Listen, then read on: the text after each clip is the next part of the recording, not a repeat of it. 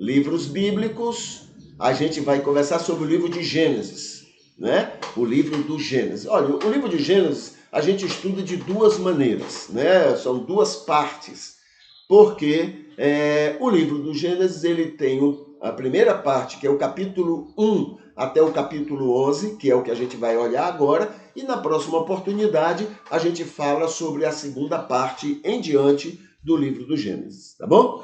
Então, essa primeira informação aqui, ela tem a ver com as duas partes, ou seja, foi escrita em 1450 antes de Cristo. 1450 antes de Cristo. O nome do livro é Gênesis, ou seja, Origem. Foi escrito por Moisés, pelo menos é ditado por Moisés. Ele foi escrito para o povo de Israel. Ele é um livro basicamente histórico. Ele foi reconhecido como inspirado em 1440, ou seja, 10 anos depois ele já é reconhecido por todos como um livro que veio da parte de Deus, né? Ele faz parte da lei no texto hebreu.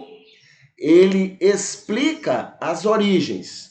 Origem de tudo, né? Origem do ser humano, do universo, do pecado. Então é uma maneira que Moisés tem, dentro da sua teologia e dentro da sua compreensão da revelação de Deus, ele então explica essas coisas através do livro do Gênesis.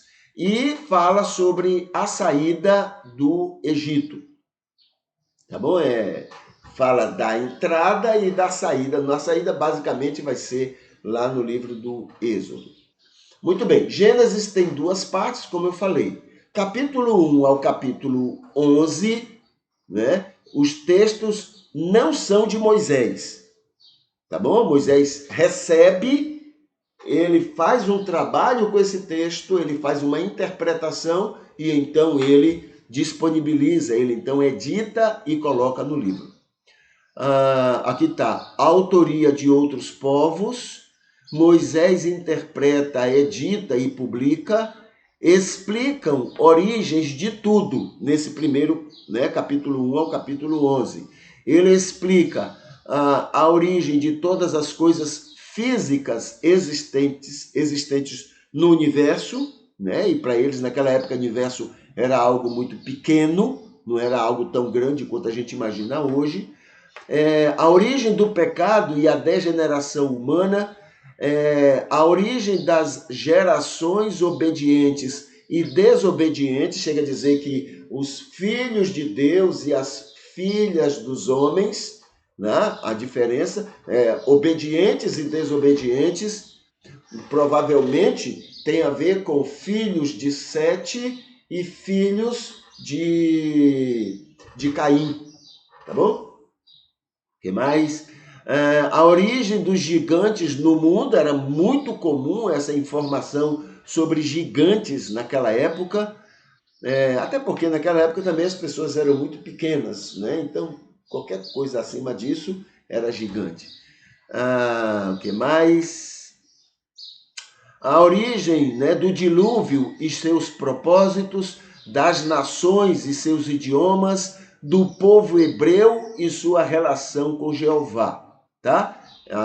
Então esse é o capítulo 1 até o capítulo 11, você tem todas essas explicações. É um preâmbulo que Moisés faz, né? E que a gente pode ver como sendo a primeira parte do livro do Gênesis, tão importante para a continuação do livro e da própria Bíblia, e a gente ter uma ideia, mesmo que de uma maneira, digamos, metafórica, a respeito da origem de todas essas coisas.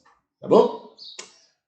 Muito bem. Aqui tem assim, lembrando, só é revelação de Deus, olha que coisa interessante, só é revelação de Deus o que for coerente com Jesus e seus ensinos, tá? E o resto é entendimento equivocado e limitado do escritor. Bom, então, lembrando disso, né? Que só é palavra de Deus o que for coerente com o ensino e a vida de Jesus. Fora disso, é só compreensão, né? Má compreensão, digamos assim, do escritor em relação à revelação de Deus.